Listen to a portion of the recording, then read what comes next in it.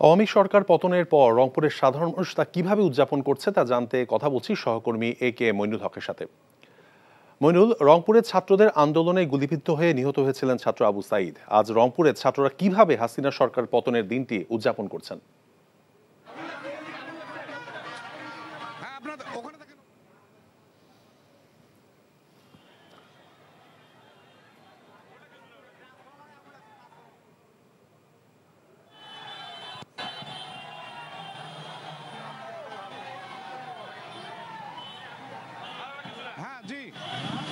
তৌফিক, আমি যদি রংপুরের এই মুহূর্তের চিত্রটা দেখাতে চাই তা হলো যে যখন এনটিভিতে এবং বিভিন্ন মিডিয়াতে যখন খবর ছড়িয়ে পড়ে যে প্রধানমন্ত্রী শেখ হাসিনা পদত্যাগ করে দেশ ছেড়েছে, তারপরে কিন্তু এই কারফিউ না মেনে ছাত্র জনতা, অভিভাবক এবং বিভিন্ন পেশা শ্রেণীর মানুষ কিন্তু রংপুরের রাস্তায় নেমে আসে এবং এই মুহূর্তে আমরা দেখছি যে প্রচণ্ড বৃষ্টি হচ্ছে।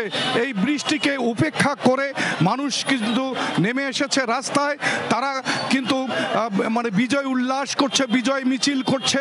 ছাত্র জনতার যে দাবি, এক দফা দাবি, সেই দাবি আজকে পূরণ হওয়ায় তারা যেন উল্লাসে মেতেছে এবং তাদের এখন বক্তব্য হলো যে একটি দুর্নীতিমুক্ত দেশ চাই, গণতান্ত্রিক একটি রাষ্ট্র চাই এবং একটি ন্যায় শাসন এবং সুশাসনের দেশ চাই।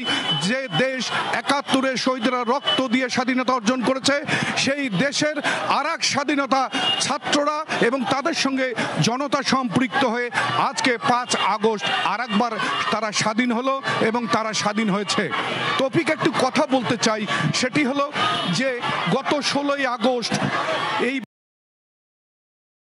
রংপুর বেগম রোকেয়া বিশ্ববিদ্যালয়ের সামনে রংপুর নগরী থেকে বেগম রোকেয়া বিশ্ববিদ্যালয়ের সামনে রংপুর নগরী থেকে ছাত্রদের একটি বিশাল মিছিল যখন বেগম রোকেয়া বিশ্ববিদ্যালয়ে এলাকায় যায়, সেখানে আগে থেকে ওত পেতে থাকা ছাত্রলীগ, যুবলীগ, আওয়ামী লীগের সমর্থক এবং সেই সাথে সরকারের পেটোয়া বাহিনী, পুলিশ কিন্তু নির্বিচারে গুলিবর্ষণ শুরু করে। আর এই গুলিবর্ষণের এক পর্যায়ে বেগম রোকেয়া বিশ্ববিদ্যালয়ের যে দ্বিতীয় গেটটি রয়েছে, সেই দ্বিতীয় গেটের সামনে চলে আসে রংপুর বেগম রোকেয়া বিশ্ববিদ্যালয়ের ইংরেজি বিভাগের ১২তম ব্যাচের শিক্ষার্থী আবু সাঈদ। সে ছিলেন এই ছাত্র আন্দোলনের অন্যতম একজন সমন্বয়ক। তিনি এসে খালি হাতে পুলিশের সামনে বুক পেতে দেয়। তার ধারণা ছিল এই রাষ্ট্রের পুলিশ, এই জনগণের ট্যাক্সে কেনা এই বন্দুকের বুলেট তার বুকে কখনো তাক করে গুলি করবে না। কিন্তু আমরা দেখতে পাই এবং তৌফিক, আপনার মাধ্যমে জানাতে চাই, সেই মুহূর্তে এনটিভির ২টার খবরের লাইভ চলছিল। আমাদের লাইভ চলার ঠিক ৩ মিনিট চালালো,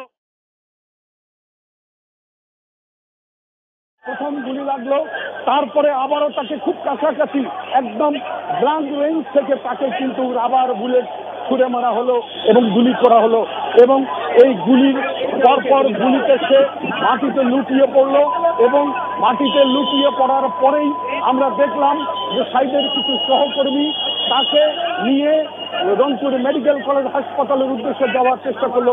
রংপুর মেডিকেল কলেজে যখন আবু সাঈদকে নিয়ে গেল তার সহকর্মী সহপাঠীরা, তখন কিন্তু চিকিৎসকরা ঘোষণা দিলেন যে আবু সাঈদ আর বেঁচে নেই, অতিরিক্ত রক্তক্ষরণে তার মৃত্যু হয়েছে।